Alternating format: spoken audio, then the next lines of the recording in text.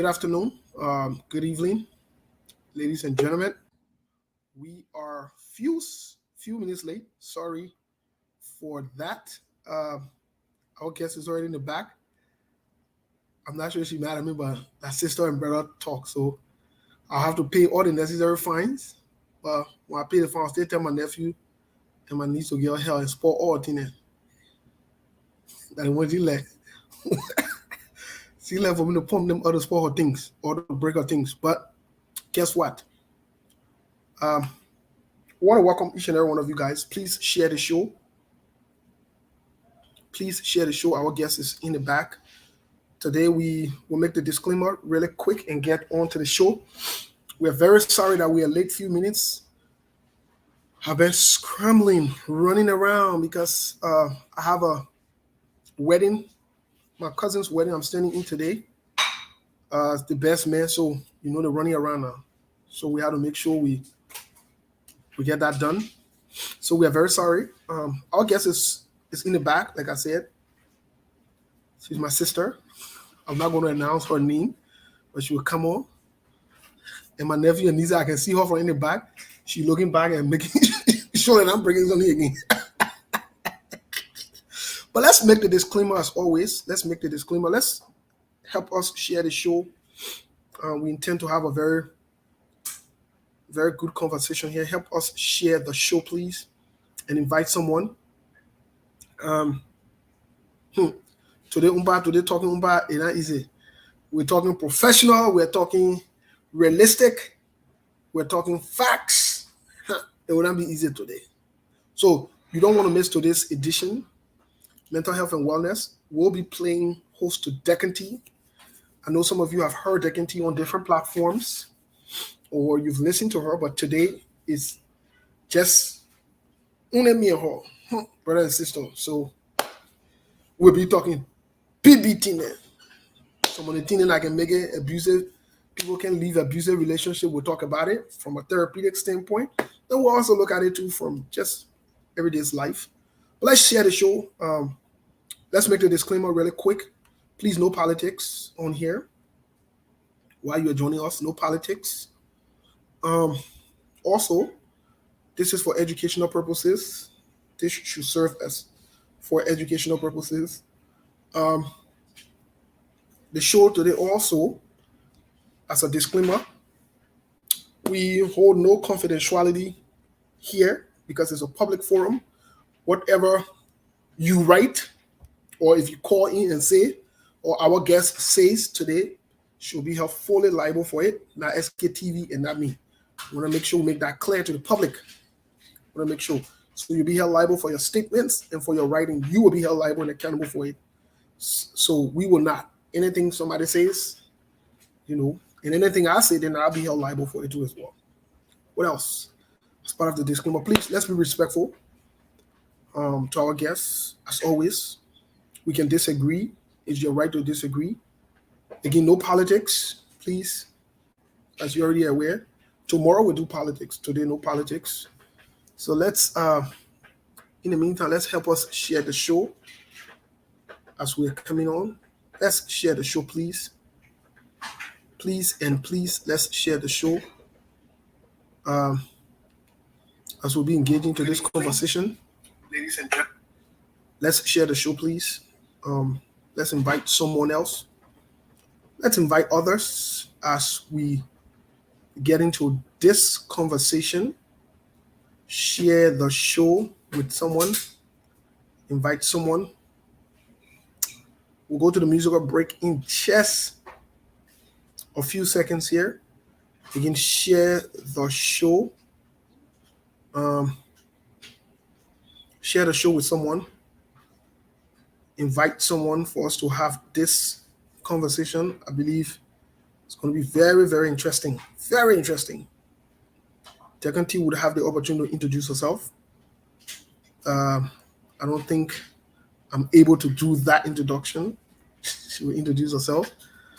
But let's share the show, guys. Please, let's share the show as we are getting ready here, getting situated.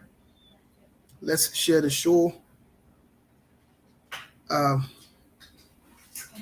yes, let's share with other people. Let's invite other people. Let's bring other people on,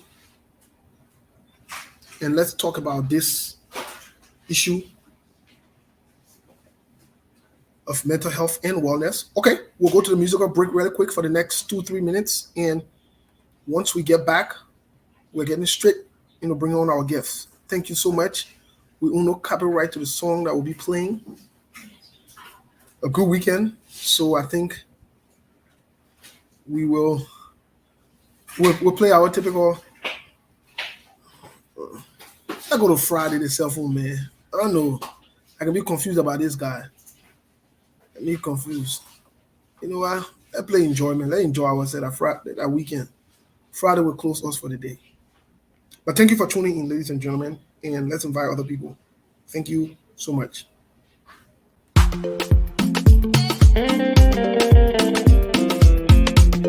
You don't even know my story. You don't even know your story, oh yeah. Oh yeah, you know on the beat, I be a loca. So moral. You post a new car on Facebook, but that's so la la. You working better. Bluffing and acting jealous, say you photo. My advice for you, in my way, I gotta confess. Confession. You gotta confess. You must stop the impression. Enjoyment, got your blessing. Enjoyment, no more stressing.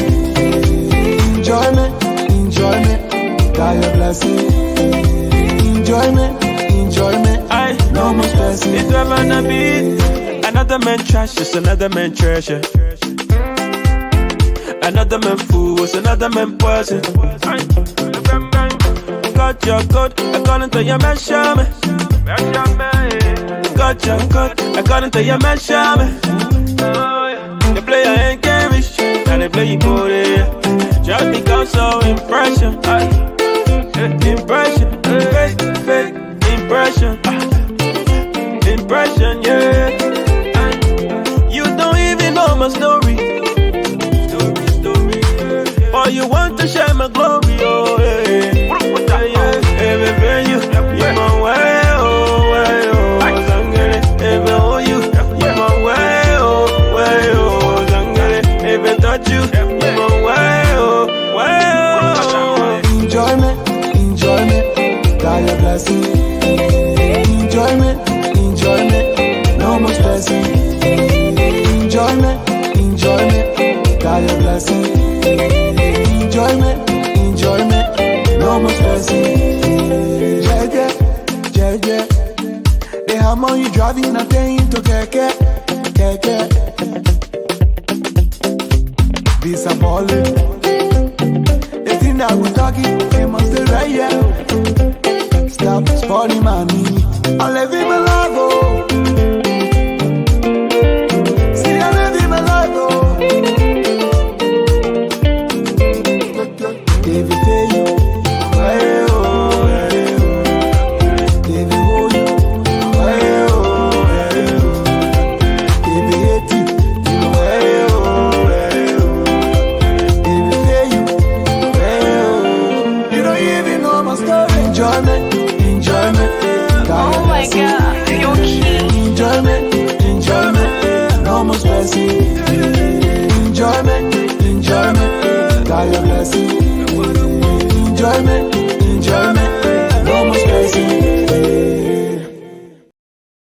Well, enjoyment, no more stressing. That your blessing. We want to stop here as we bring in our guests really quick. Well, how are you, sister? I'm well. Can you hear me? Yes, we can hear you. Okay. How was your day? It was a day. Was a day. Yes. It was a day. Well, we'd like to welcome you to SKTV. I think this is your first time on SKTV, if I'm not mistaken. Yeah. Officially, yes. as a guest. Most of the time can be in the Comments Association. Wonderful. So you're part of the Comments Association group. Yo. Okay. Well, we'll take that. We like the people in the Comments Association. Some days they would graduate or come to the show as well as guests. But who is Decontee, and let's know about you. Which story I want, the long version or the short version? For today, let's get the shorter version. Okay. I am Decontee, formerly known on Facebook as Decontee Dalmeida J. I'm a mother. I am an activist. I'm a daughter. I'm a friend. I'm a woman who's learning and growing. Okay. Yeah. Well, in terms of profession, who are you? In terms of profession, I'm a licensed clinical mental health counselor in the state of Minnesota. I work with people ages 12 through adulthood, whatever age adulthood is for you. I provide individual therapy. I do group therapy. I do couples therapy. I do family therapy. I work with people experiencing any range of mental health conditions, from anxiety, depression, trauma, you name it. I've probably not worked with it before. Okay. So this makes you perfect for this conversation. Okay. What I think you followed some of the different conversations we've had when we first started. We started off on the 8 stages of psychosocial growth and development. Some people call it just human growth and development, with Erik Erikson. What is your overall view or impression of that as it relates to Africans, Liberians, or Black people, or human as a whole? Let's put it in general. Okay. The researchers did a very in-depth job. They studied people, even though this was a study done from we want to say a Western school of thought. But when you generalize this over time across cultures, not saying that every culture has what they hold dear in their own knowledge, but if you take this model over time across cultures, you find that the variation is not too much from it. You find that it can be generalized to any human in different cultures and different stages of development.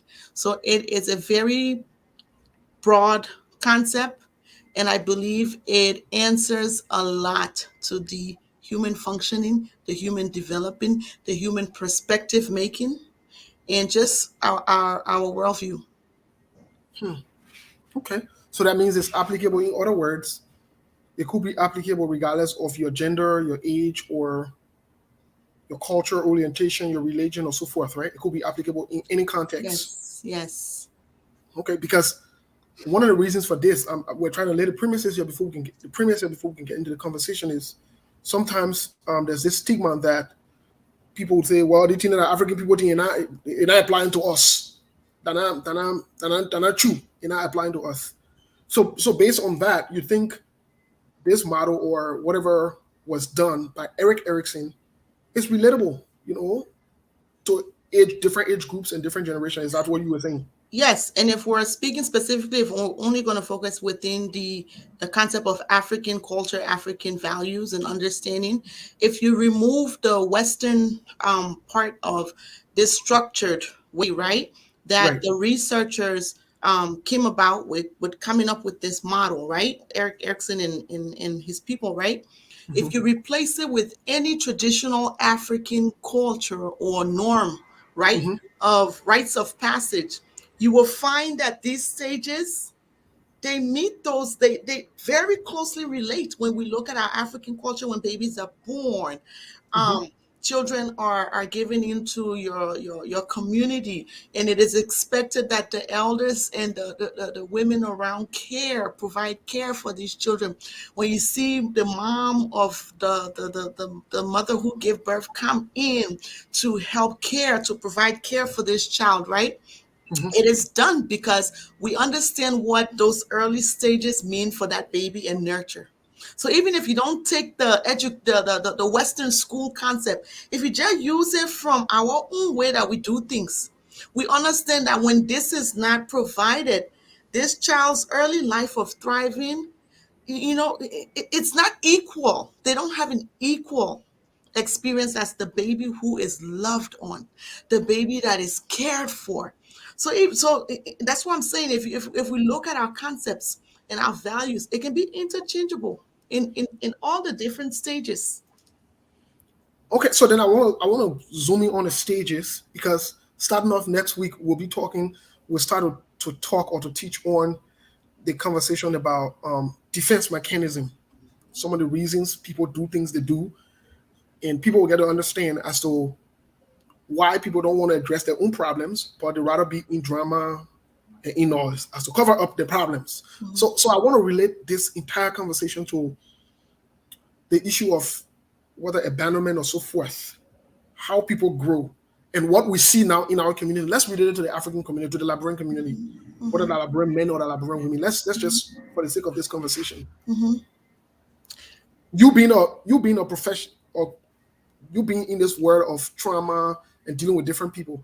My question to you now is, when someone start to exhibit the abnormal behavior that they exhibit in public based on their age or based on what they should know now, is that a sign that they experience trauma or something down the line? What Well, happens? it depends on how we define trauma. Okay. And again, I'm going to be only Liberian specific when I say it depends on how we define trauma, because war has impacted what we think is trauma now. War has impacted our experiences, collective and individual experiences, that the things that are supposed to be normal experiences of trauma, now it is minimalized, where like you get oh in a war, nothing, right? So we have redefined what trauma looks like for us. So the thing that are graphic, the killing, the amputation, the maiming, to us, we say about, oh, you get mad, you born acting, yeah, you know. But is it normal? So we got to come back and redefine trauma as Liberians, impact as Liberians, to understand that on a larger scale, there are many traumatized people who did not only have to experience the war, right, and what went on, but we know from what we do that the secondary trauma, right, that police officers sometimes have, sometimes news reporters have from reporting this thing so much, or sometimes from watching TV and hearing. Example, the shooting that happened in Texas, was it last week? The mass shooting that happened at the elementary school in Texas last week, right? Where some of us we're not in Texas, we in Minnesota, you in Arizona, right? But the news has played this so much that in some ways that you have your own level. So either this incident now serves as a flashback to other incidences that you may have experienced, but it starts to build that level of anxiety of, if I take this situation and generalize it to my own life, well, my kids go to school and this thing happened there too. You've seen it, you've heard it, you've been exposed to this traumatic news. Okay, it now becomes part of your reality. So now, coming back again to our just Liberia, right? Because most of what we do here is that our nation becomes better, that we become better people, and we find better ways of being, right? So if we take it and come back to what Liberia has experienced, because we were on survival mode, and that's what most times people experiencing trauma, they're just merely surviving and not thriving. Okay, so we've gone past war, but we can't thrive as a nation. Why? Because we haven't come back and addressed this trauma. But we have to also define what trauma looks like and what trauma has been for us and how we have been impacted for it to have a meaning for us to say, okay, now we get it. It's time now to do the work. Okay. So then I want to pivot a little bit because somebody would say, well, my mom never experienced it, but I did not experience it. I was born in this country, but yet they're still behaving out of, I would say, out of line. Let me use that word. Mm-hmm.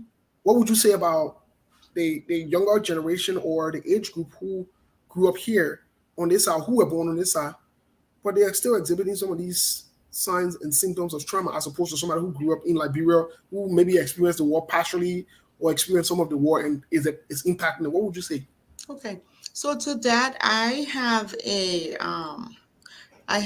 a, this has not, I've not done the official scientific study behind this, but I have coined what I call post traumatic war syndrome. And Liberians, a lot of us, even those who did not experience the war, are in some ways victims to post traumatic war syndrome. Okay. So you were not in the war. Either you could have been directly in the war or you were not in the war. But you had a close family member who was in the war that now you spend majority of your time with, or you were born into a family that experienced post-traumatic war syndrome, right? So your family has immigrated, mom, pa, grandparents, auntie, uncles, then I move here, right? But again, have we really defined what we went through to say that was traumatic? We have not identified and labeled this thing to say this was absolutely abnormal and it should never have happened, right? In some ways, we have this culture mentality of just forget that thing that happened, but just move your mind from on it, go find different thing to do, then you it will get better. No, no, no, no, no, no, right? So when you don't address it, there's the unconscious or psychological effect still going on. So you find mom, pa, maybe after the war, father took into drinking, right? As a way to cope with the things that he experienced, either experienced or had to do as a young man in order to, again, survive. Because that's what, when you're in trauma, the only thing, and that's the number one human law is to self persevere, right? To preserve yourself, right? So the only thing I want to do right now is to just get through this, right?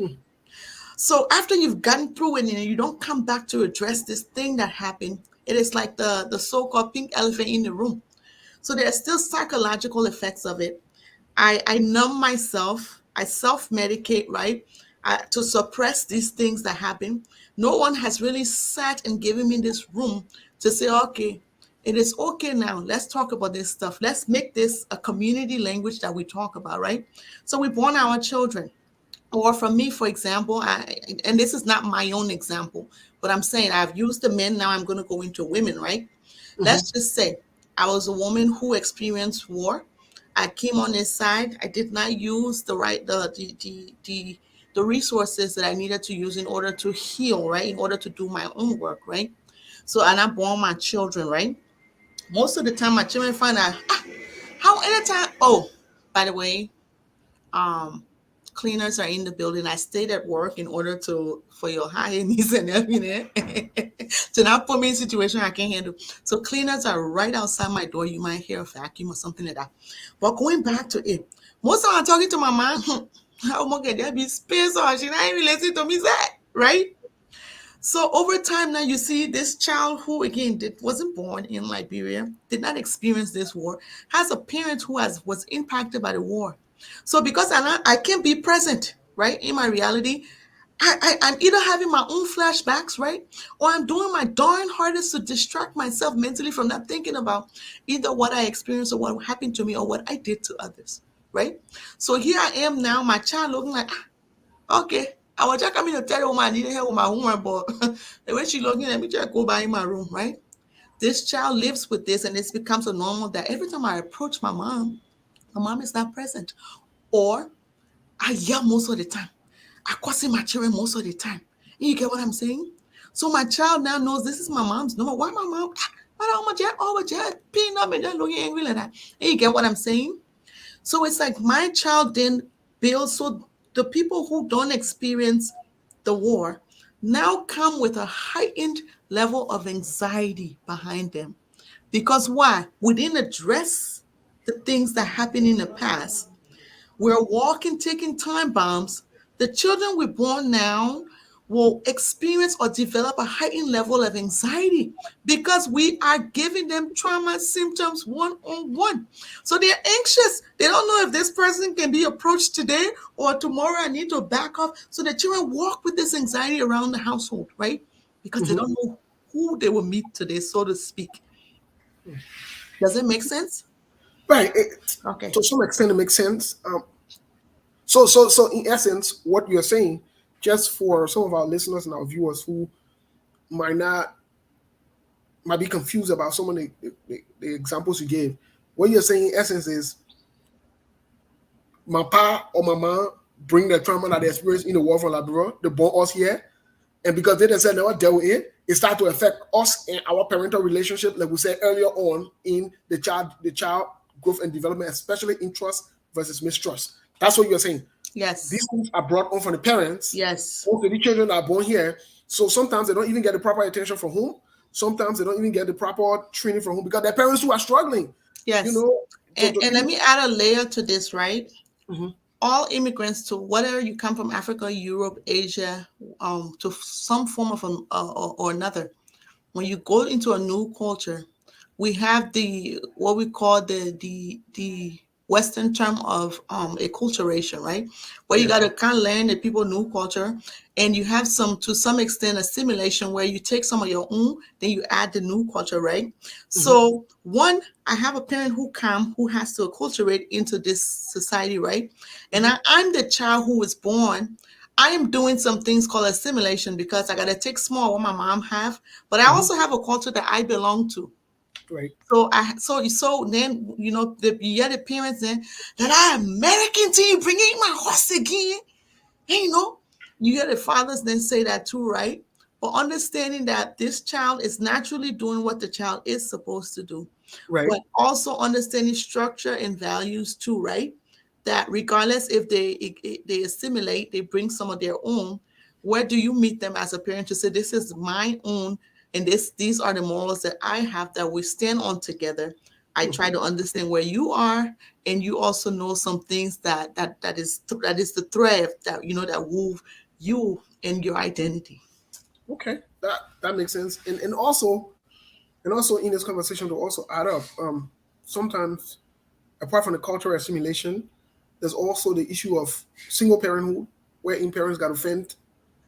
So maybe they're working one or two jobs, and the children are left to be reared by either the TV, social media, and what they see on TV and other things, as opposed to parents being around to really, really help them invest in it because it makes a huge difference. So I want to go back to trauma, Okay. right? When trauma is not addressed, it shows up in so many ways. Okay. And for the most part, no two people get together with intent of breaking up. But trauma, our past traumas show up, right?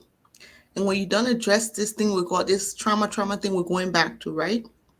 Where you find then mom has her own trauma, maybe father has his own trauma, maybe two of them just can make it in a household. Each person is just so hyper vigilant, hyper focused on their own trauma and trauma responses, right? Where one say, well, I got to get out of here. They're gone, right? Now, mom, again, single mom, still working, taking care of children, right? She does the best she can. But like you said, the child, TV raising the child, right? TV doing this. But in a normal family where these trauma wounds are taken care of, where people understand the value of what family is and structure is, and that father and mother each has a role to play in our child life, then this will not be the issue. Okay. That makes sense. All right. So then I want to move a little bit while we're still in the context of trauma before we get into abuse and so forth. I want to ask you about the issue of parents, either because they've experienced trauma that wasn't addressed, neglecting, sometimes deliberately, sometimes not, or even paying attention to the children or listening to the children When a child comes to you and say, the, the uncle that can come to you, yeah, this and so thing to me, or told me to do this, or touch me like this, or the significant other, which is not that child's biological father, messes with them. And the issue of parents protecting that individual, that grown up, what do you say about it? So here's, and again, I always like to give people a basis of a practical understanding or examples. Then when I address it, then maybe it can make sense, right? Mm-hmm. So there's something that I work when my clients come to me. There's something that we work on establishing, first of all, what is shame versus what is guilt. Okay. And I will give you the example, I will give you the audience example so that you understand it. Okay. So guilt is, I broke this glass. I feel bad for it. Shame is, I am a broken glass. Okay. So if you, the mother or the father, had your own history of trauma where you were violated in some ways and you were made to feel shamed, right? Or you were shamed, right? This is a this so in so many ways you re-offend or you re-traumatize in the sense that this is what you know, that's what was done to you. And without knowing it, when you don't do your own work, you will more likely re-offend in a sense that not that you are the abuser, but you will side with the abusers for many reasons. One, you were shamed, and now you're shaming your child, right? As opposed to helping the child see that what is done is not normal. Two, we look at factors of also what does our culture say on having children who are broken, in a sense, right? Having children who are impacted by trauma. So that's dating yet. When I lead a hustle, because when the people to the church here, they start looking at me funny. You get what I'm saying? Right. So now we're looking at our own image. What does our community say about having children who have gone through very, very adverse life experiences? So we're trying to hide it, one. Or two, they're not even going to community. Our own family, sometimes we try to hide it from, because again, there's what is the accepted norm in our family, right? So we hiding this thing, one, because we don't want our family there to judge us. But two, what are factors in it about the abuse, the person who is the abuser? Are they financial breadwinners in that household? Mm-hmm. Where the other parent then heavily relies financially on this person in order to make things thrive financially, right? So Right. then where they're thinking of, if he leave now, then my children suffer. And also, then, the comfortability of life, right? Right. But they're not thinking of the longer this person stays, my child is going to be victimized day after day after day. Mm-hmm. And not acknowledging your child's trauma when they bring it in front of you. You remember I talk about understanding and even defining what trauma is? Right. We have not done that as a culture, as Liberians, to say, let's define it in what is trauma, right? So because my mom don't even have the word or definition for trauma, that what this person did to this child is trauma. It in some ways just think of normalize it happened. It happened to me too, boy. I just did the best. I grew up. Look at me today. So you yourself, you will find your way. You'll become adults, and you'll be okay. Okay. Back to defining trauma. So then I want to ask you about the role of religion into this whole situation, because most of the times, and in some cases, parents, family members, and loved ones would trust the church, the pastor, or the imam, or the mosque, or however you want to term it as. They would trust the religious leader and the religion. So then the question becomes, what is the role of religion, especially when the pastor them just call people and they say, let's just talk it, let's just get to the church, let's just talk it. And when the church finish talking, then they'll pray. Everybody go home. Yes. What do you say? So to some extent, I am very careful how I address religious things for people. This is the one time we use SKTV's disclaimer to say that my own views are my views, and I cannot put it onto others, right? So I'm very careful how I address anything religious for people, because everyone has the right to do what they want to do or identify or have their own religious views. But going back to understanding culture, there is first a cultural impact before there's a religious impact. Right. So in a culture, we have not come to the terms of understanding trauma and in impact, right? Then we go to the various religions, be it Islam, be it Christianity, right? Hmm. Where the people, so what cultural context, traumatic cultural context, now religious cultural traumatic context. You see how I put in the three things, how each one tied to the other?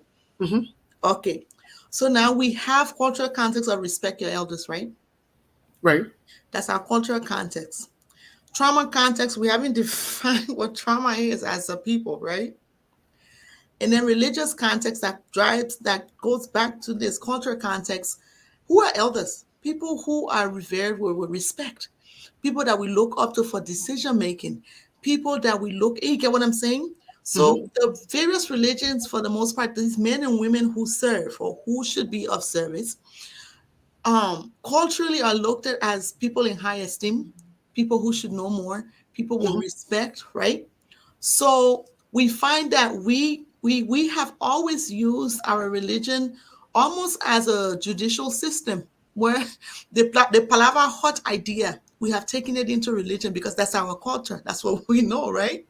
So we have taken us, so trauma has happened. We have not defined what trauma looks like for us, but we know something bad happened because there's a law that might hold this religious person, right? Hmm. Accountable. So then Right. what they do, they turn back to this whole culture thing. Okay, let's solve it in a house here, Palabra style, and everybody finish, then we'll pray and go home.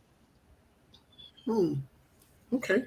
So then I want to talk about, now we've talked about the religious aspect of that. I want to talk about the effect of society, the societal effect on it, such as peer pressure, stigma, bullies, and so forth. I want us to dive into that just before we get into the issue of abuse. Okay. So in terms of how society looks at the issue of trauma, for example, rape. If someone was raped, um, according to biblical traditions and history in Israel, when people were raped, one of the biggest things that was there was the shame and so forth on the family. So in order to get rid of the shame, per their culture at the time, what they had to do is the guy who raped that person had to kind of marry that person in order to take away the shame from the family. So now, in the context of therapy, and you being a woman, what do you say to another woman or to a man who has been violated, who has been raped, that has not been able to handle it because they're afraid of how society will look at them, and what will happen? What will be the impact? What do you say? So to a man, woman, or child who has experienced this immense trauma, right? Because what is rape? First of all, a physical boundary is crossed. Because from the time for you to get from your set to count to me, that's a physical boundary. First of all, you crossed, right? An emotional boundary has been crossed because the feeling behind you coming to violate me, how do I feel about it? And a psychological boundary is crossed where you have now taken something from me against my will. Okay?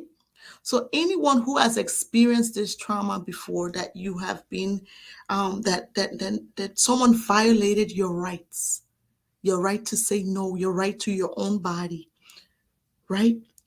If that has happened to you, my brother, my sister, my young one, right? If your culture does not allow for you to address it, for you to have a voice, I encourage you to go outside of your culture. Go outside of your community. Mental health has become a thing where now, well, except for young children, right? But as adult, you can go outside your community and go get mental health services and come home where you're taking the steps to take care of it as an adult. Okay? Because when you don't take care of it, you will pay for it over and over and over in various aspects of your own lifetime. You will pay for it. For the young children who are in the United States, who in one way or the other, someone is taking advantage of you. And if your mom or dad don't believe you at home, when you go to school, when you go to the doctor, say something. Hmm. There are people who will step in and protect you. There are people who will step in and do the right thing on your behalf. It is not normal. It shouldn't happen. It is wrong to our people in Liberia, because we have to talk across cultures, where we find that the law in Liberia does not provide for you to be able to have justice when these things happen to you. It is still wrong. It is still very wrong for these things to happen to you. And if your culture don't provide for you to, your community don't provide for you to have it, my brother, my sister, create a community for yourself of survivors where you can go to one, have a support group, but also two, now, in the great Bible says where two or three are gathered. You get what I'm saying? So if two or three of y'all get together, 4 or 5, and y'all say, this thing is not right. We want to talk about what happened to us, but we also need help. Y'all find your way now to go to a professional to get help. To say we coming to you to tell you that what happened to us is not right, and we simply need support. Just having a support group is not enough. But this is when, and this is when I deviate a little bit from the scale to say that when the justice system does not work for its people, they will become victims over and over and over again in their lifetime. And these victims will end up victimizing the next generation and the next generation and the next generation. So this is why the important piece of advocacy and justice is so important. Okay. Well, folks, if you're just joining us, this is SKTV. We're in conversation here with Decontee from Minnesota. Very interesting conversations about trauma. We will essentially transition to domestic abuse or abuse, violence, or whatever you want to term it as. Now, here's the thing. If for some reason we run out of time and this conversation cannot be completed today, we'll definitely try to make our way through another conversation, maybe for next week, and push aside the topic for the following week that we are supposed to have. But we want to make sure that, you are having your questions. You can post your questions on the live feed, and we will try our best to answer your questions, or give it a Decontee to answer these questions. And Steve, one Yes. second, I cannot, because I cannot. I'm working from doing the show from my laptop. I cannot see if questions are being posed to me. I rely on your eyes for Yes. you to tell me and for you to read the questions out to me. Thank you. Yes. So essentially, we'll read the questions out in just the next few minutes. We'll read some of the questions, but I want to transition from trauma, but I don't want to leave from trauma now, because I think it's important for us to go into this a little deeper. And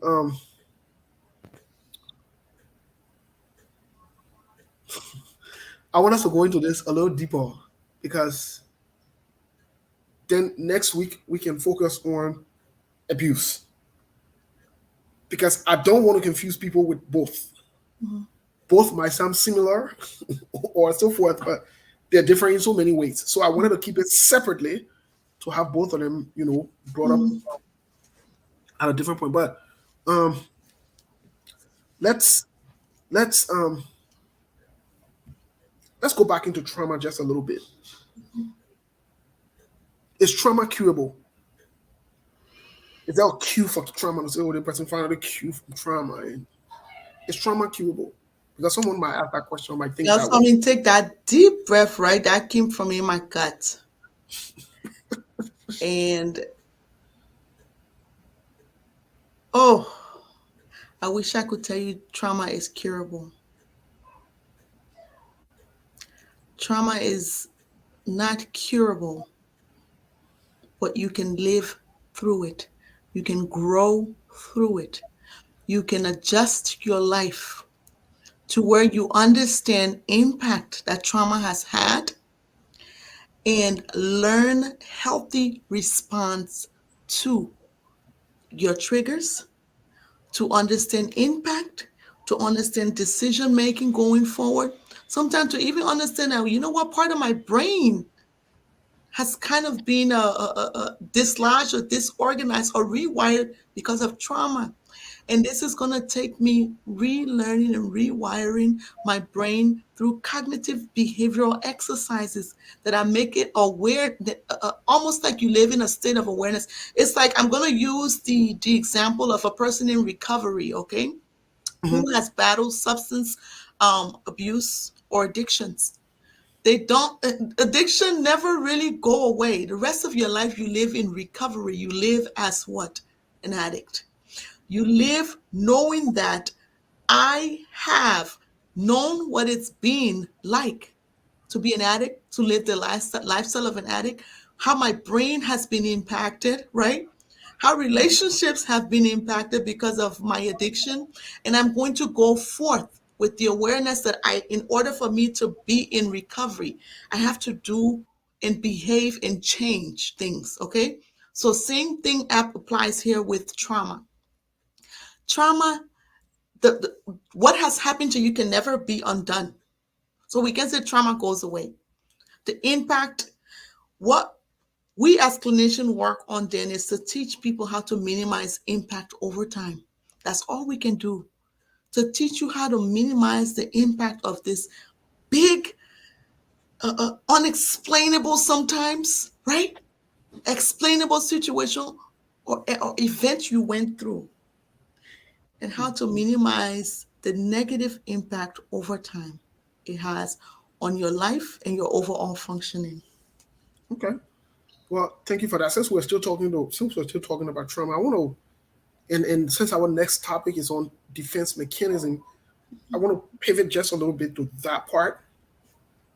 And will also ask you another question right after this question about something else that's critically important that relates to trauma. But here's a question, because defense mechanism, is defined by the American Psychological Association as an unconscious psychological operation that functions to protect a person from anxiety producing thoughts and feeling related to the internal conflict and outer stressors. So because of this definition, one of the defense mechanisms that we're aware of is suppression.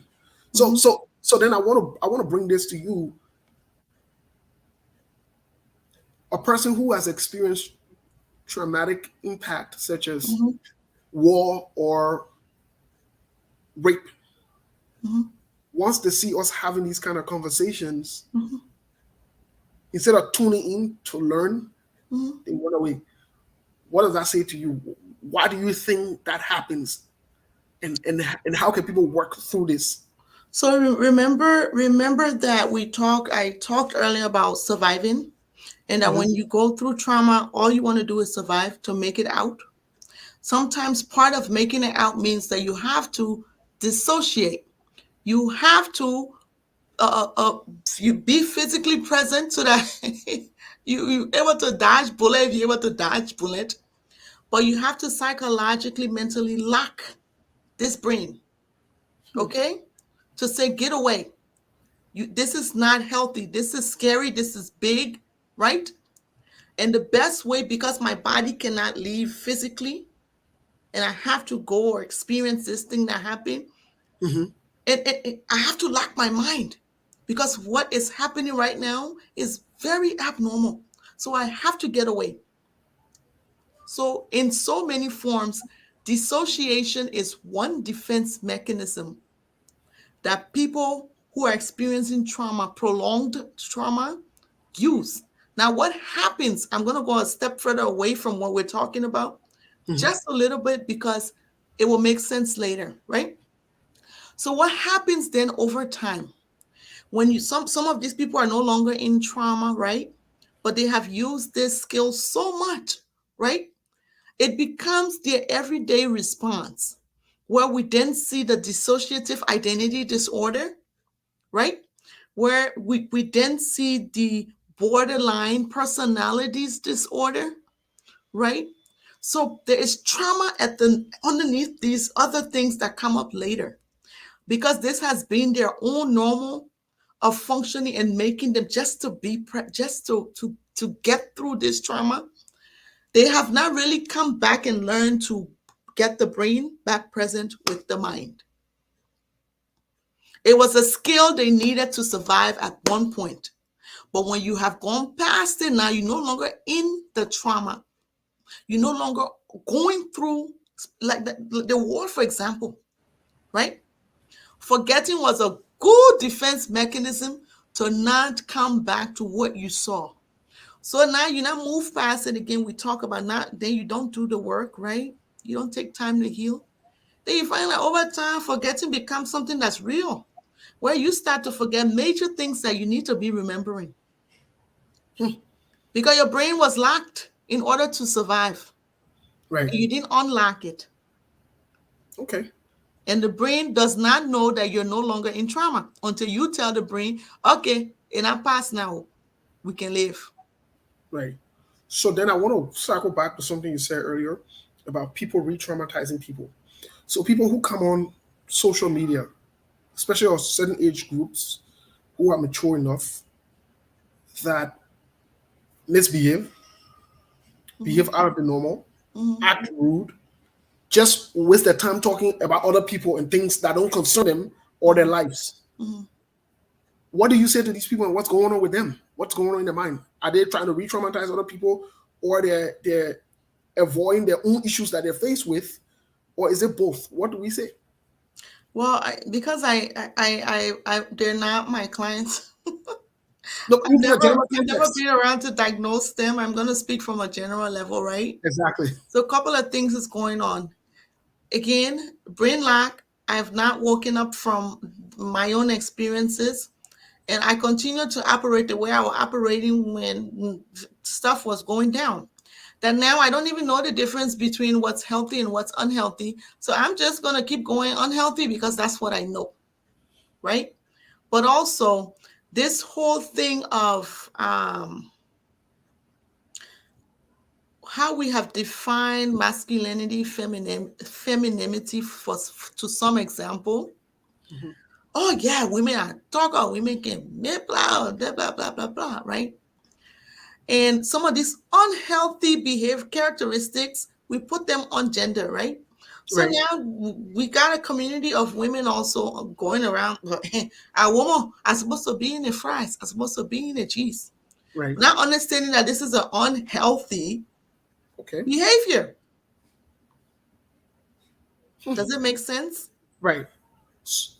So then that brings me to my next point, which is those who are not the ones turning on the camera and doing it, those who are sharing these different shows, tuning in and inviting other people or tagging other people on. What do you say about them? Okay. Are they worse than the people who are perpetrating the act? What's going on? So to some extent there is the what's the bystander effect, right? People Yes. see something going down, your inhibition to just see what's going on kind of raises. You just want to be there and see, right, and be a witness. That necessarily does not mean that that person is a bad person, Okay. or lack decision making in the that instance. Because when you look, for example, general national TV, right? Soap operas and reality shows sell. They make Right. money, right? They Because do. of the drama that they bring, right? The dysfunction that they bring, right? So you know what? It's not happening in my own life, but it's happening outside there, and I can be an audience. I'm gonna sit and watch it. Now, here's where this becomes something then that we should be cautious of.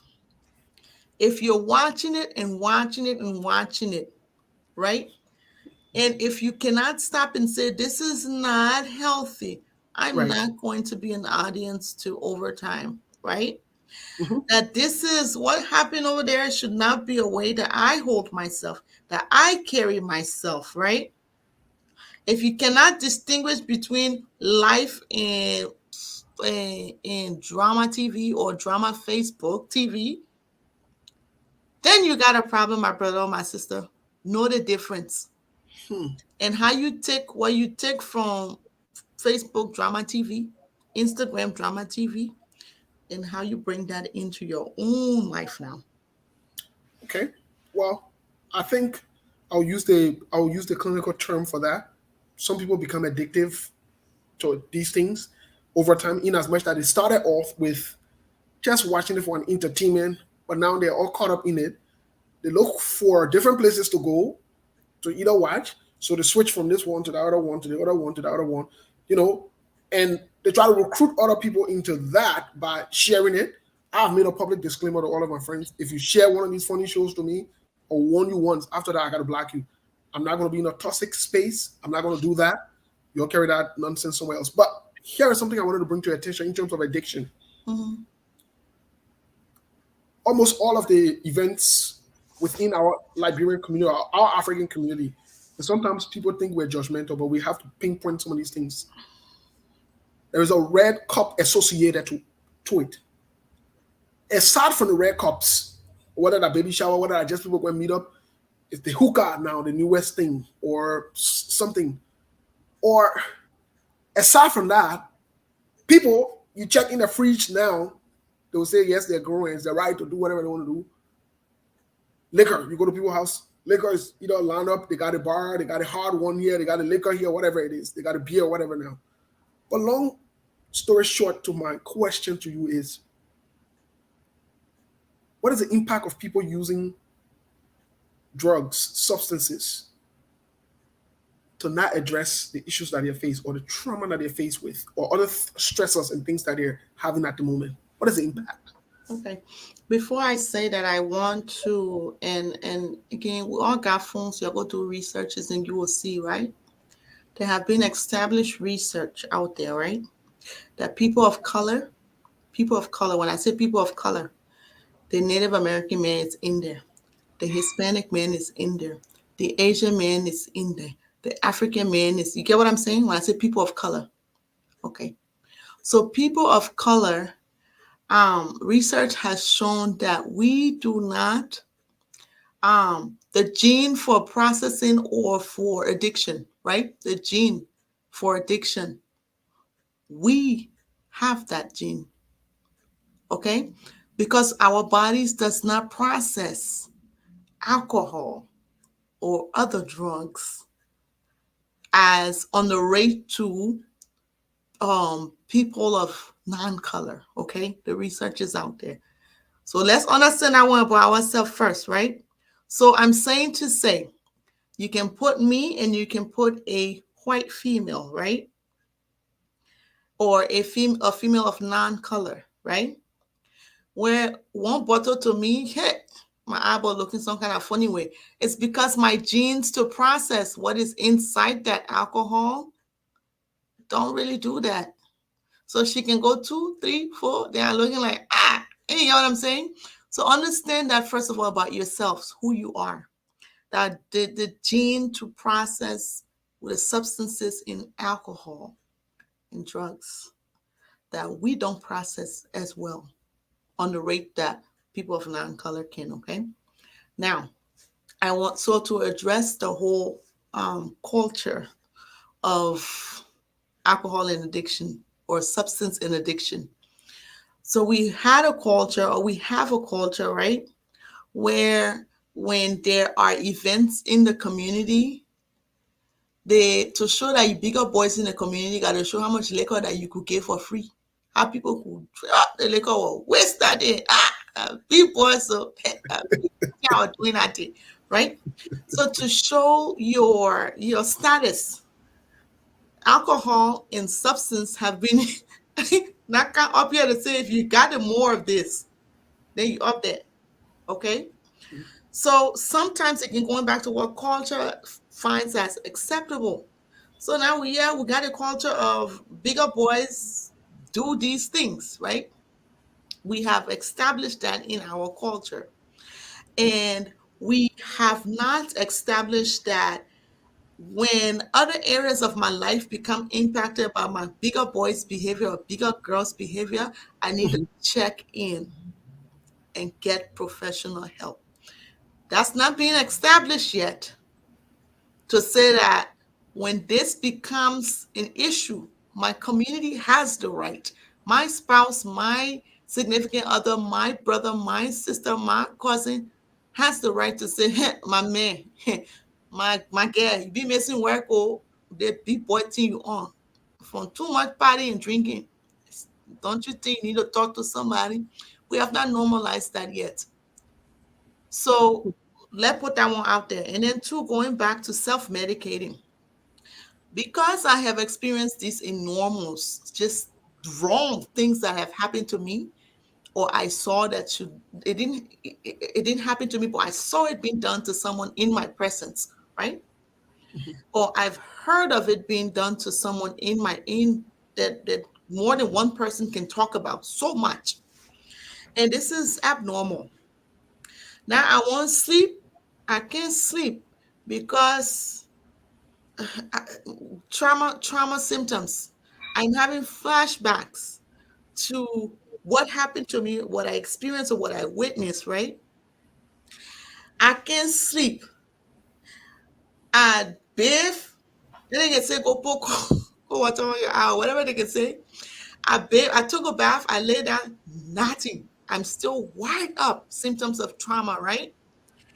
I need to just close my eye because trauma in itself, being a survivor of trauma, you're always, I mean, not only a survivor, but being someone who has not done the work behind trauma, you're overly exhausted because the psychological battles that you fight, no one sees. The hypervigilance and startle responses you have that whole day, you know, that no one knows, that mentally you're going through it. It's exhausting. And you just need something to just relax, so to speak, so that you can just fall asleep, so that you can just be okay one day. So part of the thing, and this is where our substance abuse come in, where part of our symptom checklist on the DSM-5, right, says that do you find that you do things to make you not think of what happened? And what is the do things? You're drinking, you flipping, you doing all the other things, right? To not be able to come back to these events. So that's it right there. That's that self-medication of doing things, right? To make you forget, to make it be easier for you to just cope. And part of to add up part of the checklist also when it comes to the process of addiction, while you were doing the DSM-5 checklist or whatever now, part of it also, there is a requirement of if you have used this substance for between 6 months to a year, that is a sign that you are addicted to something or you're addicted to that thing. And most of the times, it's most of our way to check it, we will check more than a year because you do it every weekend or every day, or every other day, more than a year, it has become a habit. So evidently, there is some form of addiction. But I wanted to talk about And wait, part of that addiction too, we ask you to when we're checking things off for addiction, right? Do you find that you use a little more so that you can get a same effect? like exactly. Okay, each time you drink, now you start from 5, now you flipping 9 beer, nothing can happen. Now you Right. flipping 15, nothing can happen. So do you find that you're using more to So get so the so same effect? so when we get to that addiction part of this teaching, we definitely have to bring you back so that we can both check those different lists and see so that people can see from a practical standpoint. I know people don't want to hear the term that they're addicted to something, but in reality, that is just the truth of the matter because you meet these criteria. And these criteria are not something that we just look in the sky and just think about. You meet these criteria. For example, you do these things, and the point that you just made, which is a very good point, it brings us to the point wherein your tolerance levels now starts to go up. That means if you used to drink 2, 3 beer and you start drinking 5 or 6, you will want more. That means your tolerance level is going up and you are affected by those things. Over time, it will become a problem for you, whether you like it or not. But again, I wanted to go back to the point that you talked about the predisposition of people of color to substances. Most of them are not even aware of it. That's why, from a standpoint, I give an example of myself. A couple of my friends invited me and they say, "My man, we know you can drink, but just drink one cooler." So I told them, I said, "Well, I don't drink one. Why should I drink the cooler? Why am I cooling myself off the phone?" And the reason for it is When you say some of these things, people think that you're projecting that you're better than them. But I want to be on the safe side. So this is what I do. There is nothing that has to do with alcohol I want to be involved with because I do not know my tolerance level. I don't want to be caught up with these things. So at the end of the day, what I do is, my friend, I come to your party. You get soda, I will drink it. You get juice, I will drink it. You get water, I will drink it. Leave the liquor business because I will not drink it. I don't care what you say. Leave the smoking business. I'm not better than you. I'm just trying to make some choices that will not entangle me. Maybe you are able to handle 2-3 beers. That is you. I don't know my makeup, my genetic makeup. So I'm not going to go into that cycle. But let me get into another question and then we will try to wrap it up here because we've gone. Don't worry, I'll send a bill. We've gone over the hour. I know you, but I will still tell my nephew, my niece. For your thing. I will send you a bill. Do you I know we're going over time, but I know, are there questions that people have so far that they have Yes, I will asked get that through they one of the want me to questions. answer before I take a bow? Yes. Are you opening the lines? I don't know how you're doing things today. I will open the lines. I will also read 1 or 2 questions from the comment section. I'll open the line and give people about 5 or 10 minutes to call in. But I wanted to ask you this last question. I've always blamed the issue of quote unquote Zogo in Liberia. I've always blamed previous governments, and this is not political, these are facts. Especially the governments after the war that had resources to address these things. I blame the DDD program based on different articles I've read on how they were conducted, how things were done. I blame the DDD program because I feel, number one, the time was very short. After 12 years of civil war, you don't give people 90 days.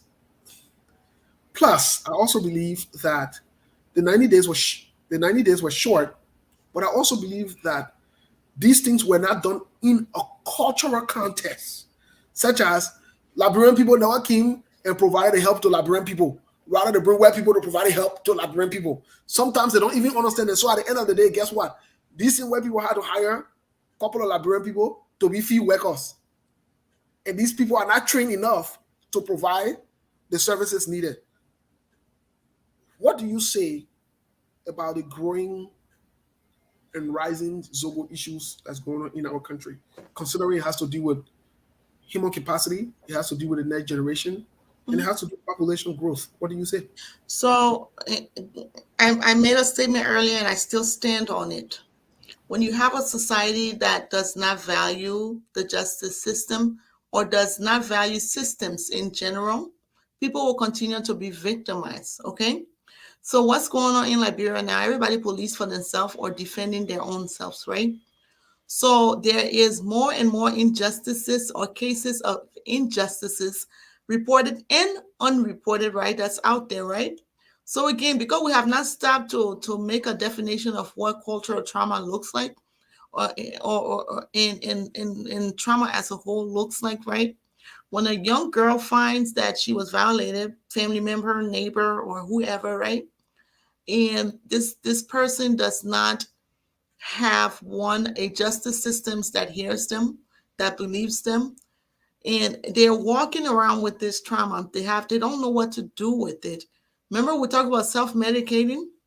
So they start to do small things to self-medicate because they're dealing with traumatic memories. They're dealing with daily trauma impacts that they cannot explain because they don't even our community has not provided them a word for what they go through in the first place, right?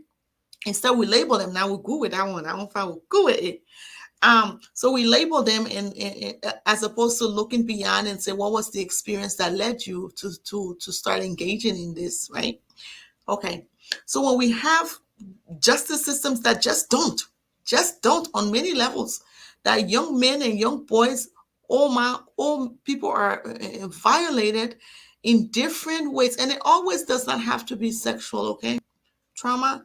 Let's establish that it does not have to be sexual. If you find that you are in a domestic violent relationship where you are being taken advantage of, or at work, your boss man is supposed to pay you $5, but because there's no justice system, if he steals from you, he give you $2.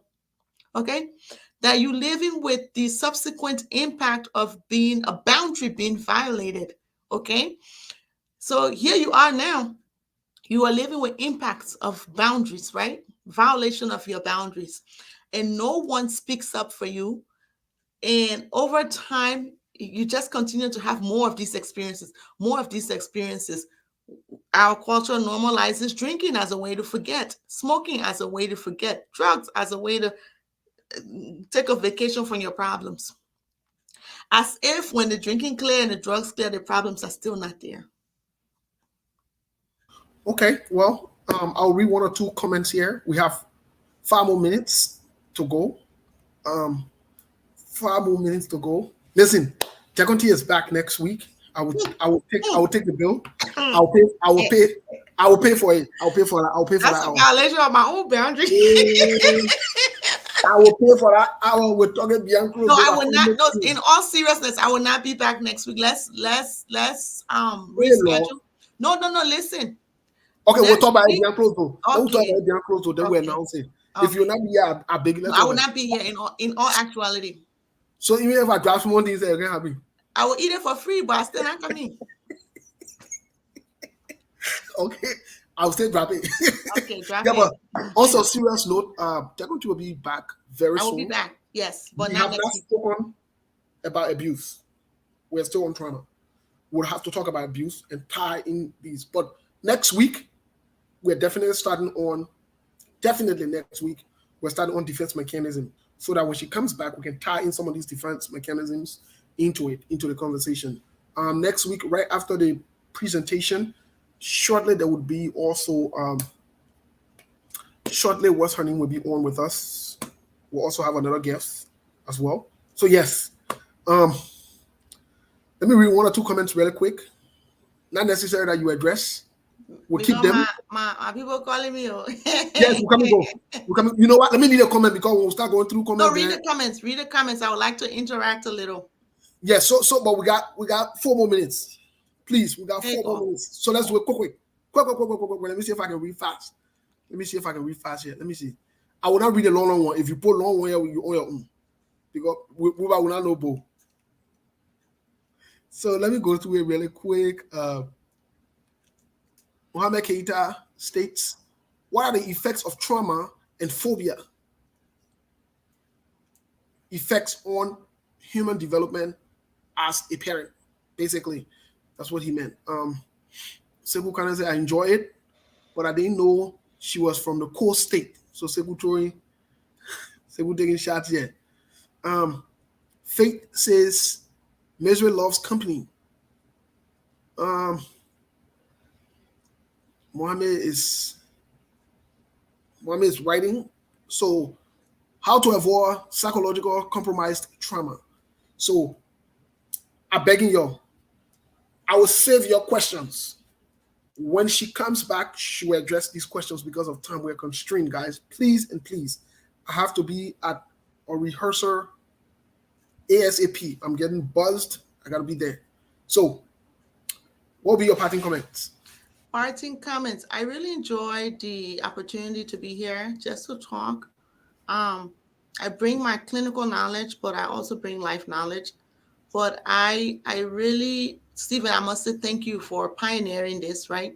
That will make this a normal. Like this is something we come and sit there and want to talk and hear about and see how we can just find better ways of being. Thank you, Steve, for the opportunity. Well, thank you. And definitely you'll be here. I know my nephew and my nieces will listen to this. Let me just give them the code. You're spoil anything, I'll be in Minnesota very soon. I'll pay. We'll say your bill. Thank you. Thank you so much. Bye. We have to close it up here. Enjoy the weekend. We'll be back on tomorrow, SKTV. Same time. We'll be back on, and definitely we'll talk politics tomorrow. A lot of politics tomorrow. I'll be in the comment section. I'll be there with my bazooka. Don't worry. All right. So thank you, guys. This is how we call it at night. Enjoy.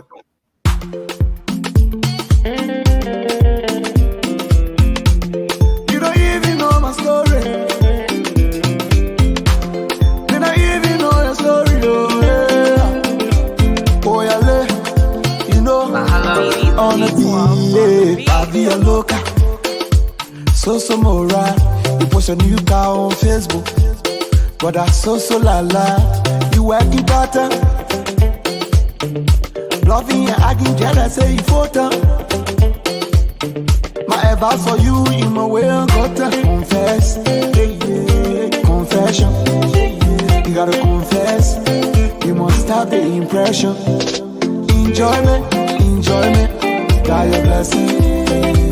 Enjoyment, no more stressing.